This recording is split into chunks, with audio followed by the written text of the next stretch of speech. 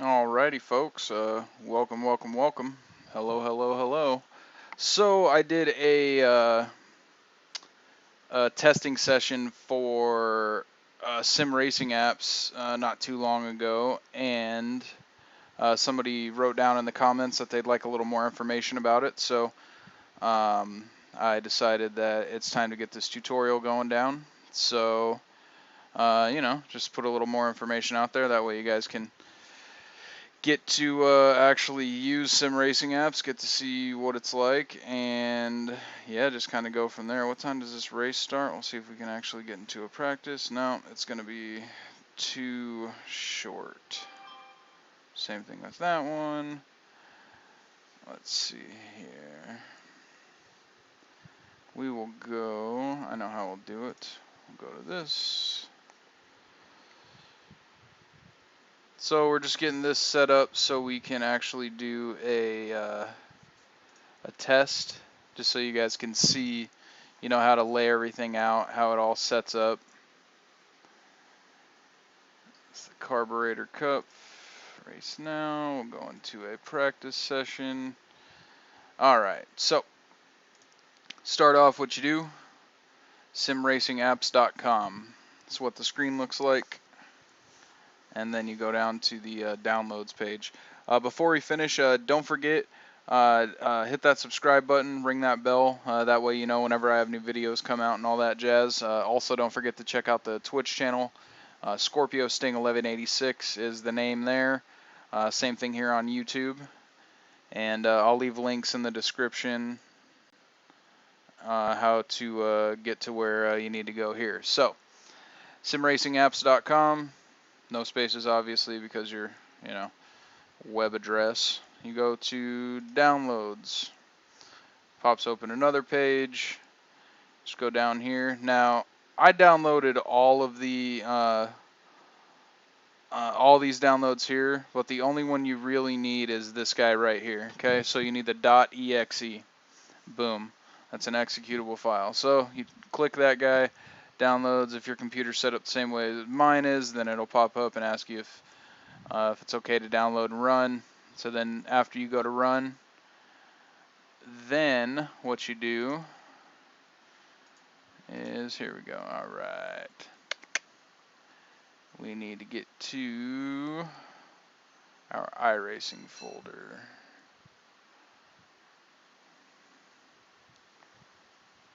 And so yours will probably pop up in your downloads, or if you go save it in a different spot, then obviously it'll be there.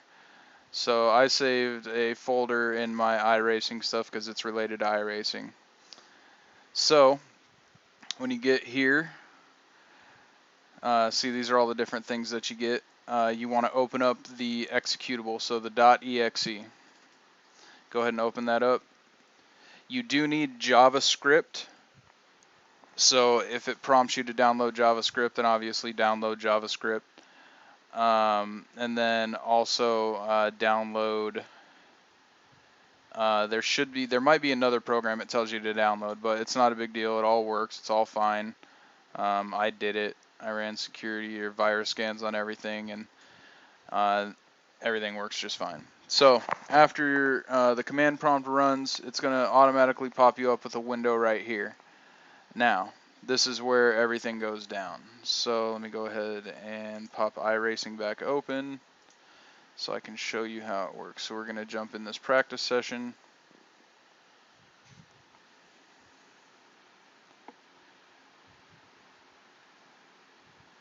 Go ahead and get a join on that one. Record what you just did. Okay.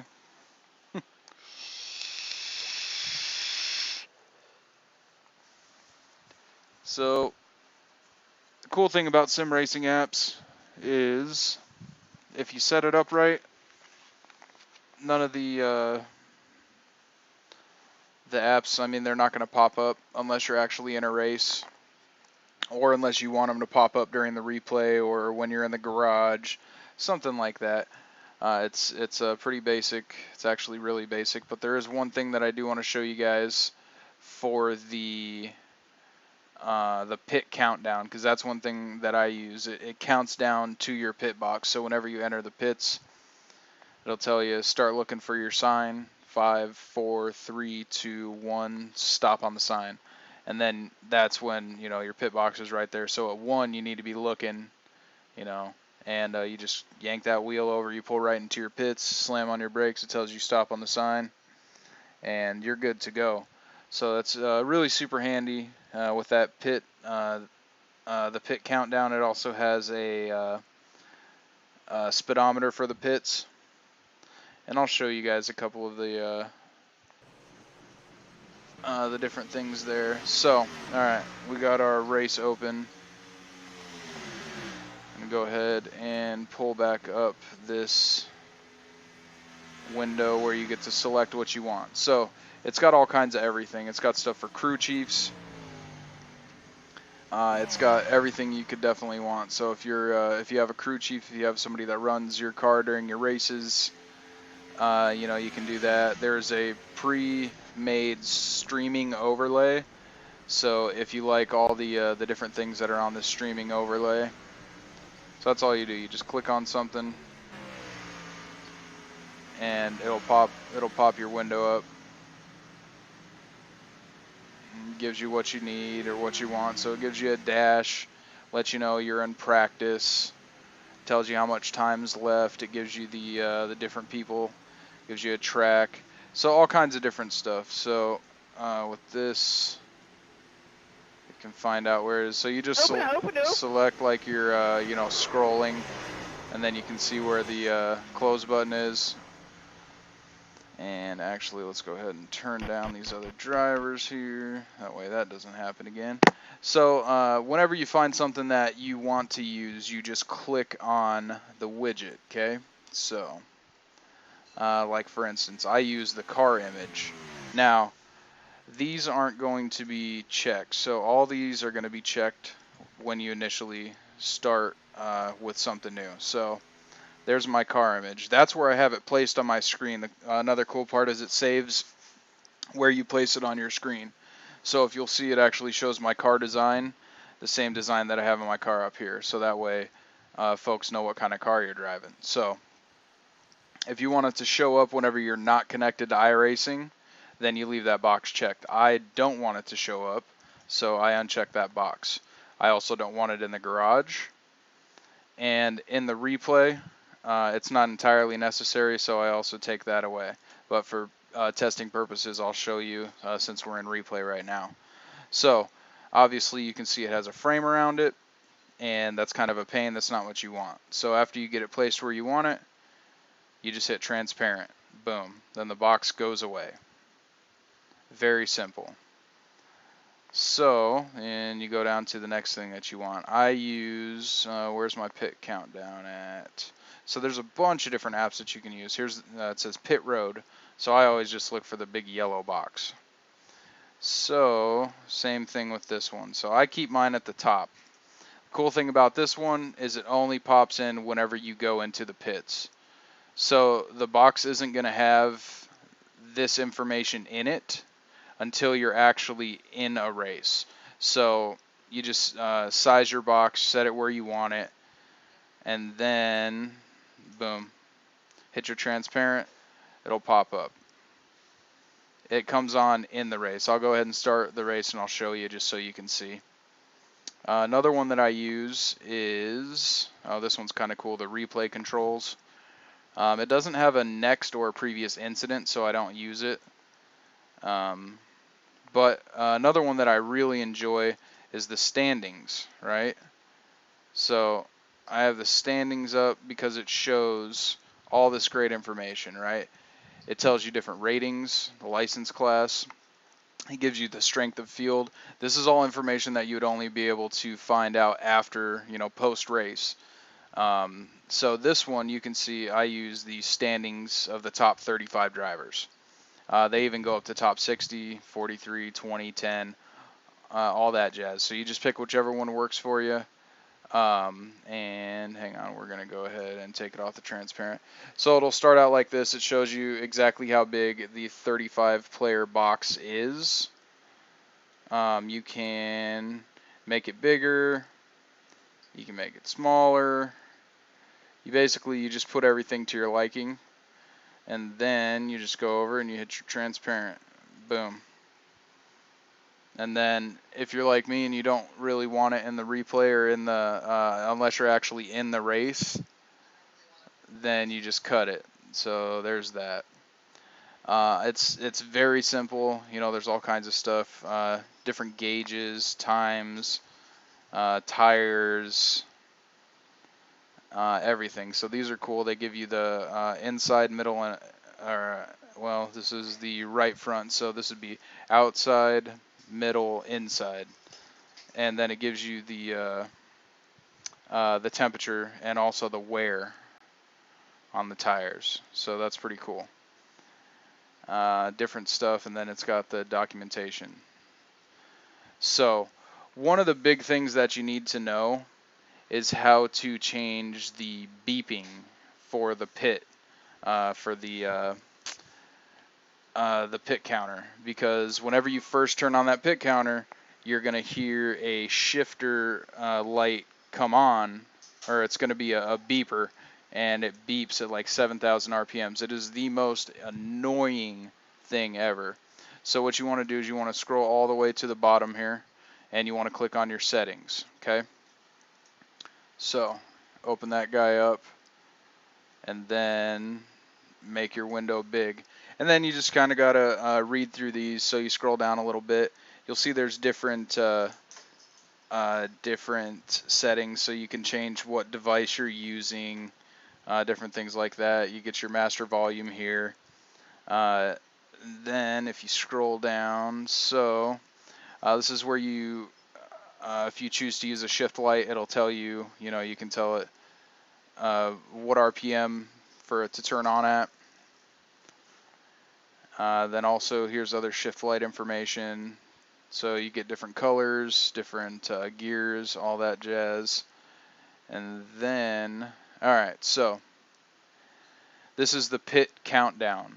It's automatically set to start from a 5. So when you're in the pits and you're 5 seconds away from your box, it'll tell you 5, 4, 3, 2, 1. Alright, so if you want to start at 10, you can just hit backspace, 10, right? So that's how you change that. You can change the volume of the guy that counts down. I left mine at 100, just because I want to hear that guy. So, and then here's the different sounds. But this is what you want to change right here. So, audible pit speed limiter. Let's see here. Oh no, actually, this is not the one you want to change. So, this is actually the one that I needed to fix. So, this will tell you when you're speeding in the pits. So you want this one to be up close to 100. That way you can know you're speeding without actually looking at any speedometer. You can just hear an audible beep, beep, beep, beep, beep. It'll tell you. It'll start beeping at you. The one that you actually want to turn off is this one right here. This setting controls how the audible shift beep works. Now this shift beep is included with the pit tool, okay? So if you do not turn this off, so it's standard at a yes, sounds to shift, it tells you when to shift, and it's inaccurate, plus it's just a horrendously loud beep. So change it to an N for no, and then I also turned the volume of it down, so I turned it to a 0. So my volume is completely done. It's done. Alright, so then after all that's done, just go up here, you hit your save button, okay? Tells you where it's saved. Then it says this right here. You must restart the server for this to take effect. So since you already got everything all lined up, you got all your boxes and everything where you want it, boom, you just close it out, okay? Go back to your folder, wherever it's saved at. I threw the SimRacingApps down here on my my taskbar, just so it's easy to get to. But same thing, you just click the executable, and it'll start everything back up. Boom, it's running. So what you did is you restarted your connection to the server, and bam, So then you just go through, and everything that you selected, it will go back in its proper place. They don't move around. They're not anything funky. All your settings are the same. Oh, you might also want to do this. Scroll up to the top. I just put settings 1 and then hit create. That way, just because I didn't know if it automatically saved it. Yeah, just, title it something, first setup or something, who knows, and then just hit create, then it'll save it. So, boom, car image, you see it automatically pop my car image up. Scroll down to the next thing that you want to use. This one's actually really cool, the G-force.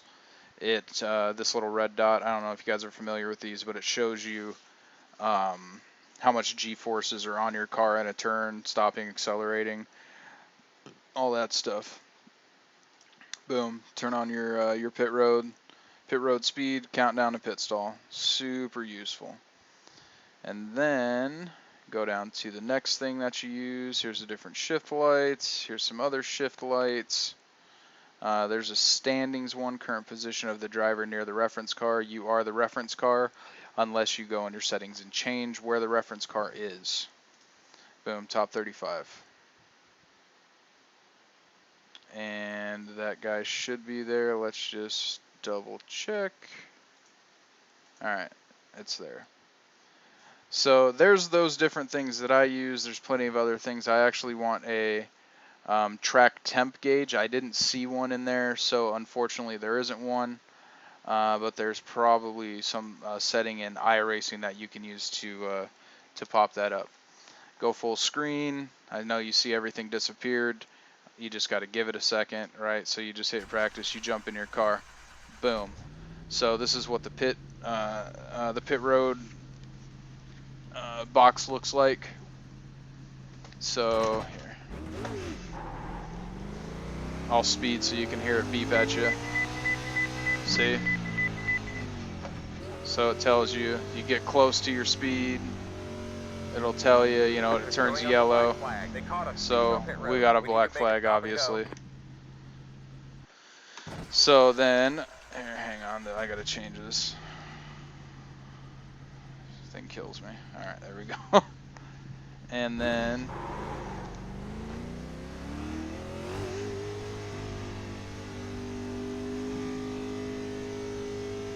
so there's no pit speed limiter here in this car.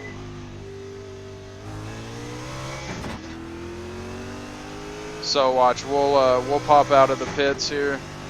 We'll get on the track. I'll do a lap, and then you can hear the pit countdown.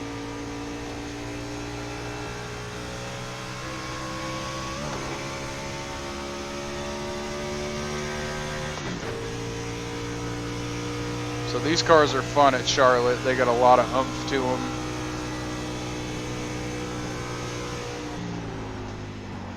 Oh, yeah, so those are the pits. Oh, you know what? I think this might be the other version of Charlotte, the one that you have to buy. So obviously we have a slow time because, we're not really flying. We're not going for time right now. We're actually just going for a little demonstration. So we'll get ready to pop in the pits back here.